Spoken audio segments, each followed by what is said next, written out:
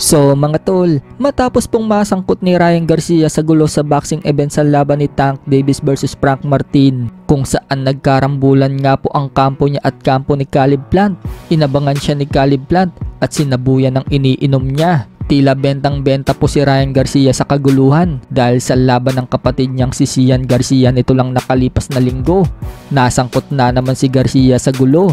Matapos po kasing inakaut ang kapatid niyang si Sian Garcia ni Amado Vargas sa round 6, may nakaaway na naman si Garcia sa loob ng boxing event. Makikita sa video mga tol na binibitbit si Garcia ng mga security para ilabas sa venue at hindi na makagawa pa ng gulo. May nakaaway na naman po kasi si Ryan Garcia sa loob ng boxing event. Ayon sa report mga tol, isang pan-umano ang nakaaway ni Garcia.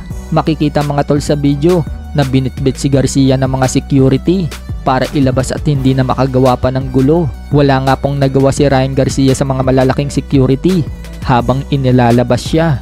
Agad nga pong nag-post si Ryan Garcia sa kanyang social media account at sinabing dapat daw hindi yung ginawa sa kanya. Sabay nagpakita si Garcia na malakas siya, binuhat ang malaking gulong at sinabing I'm strong. Samantala, matapos maban si Garcia ng 1 taon sa boxing dahil sa pandarayan nito kay Devin Haney, sinabi nga po ni Garcia noon mga tol na sa UFC na lang daw siya lalaban.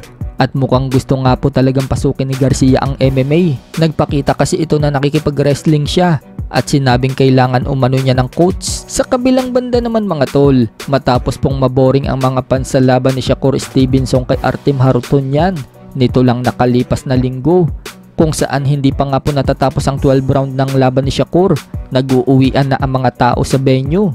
Ang masaklap pa dyan mga tol, nakuhanan pa ng kamera ng ESPN ang pag-walkout ng mga tao.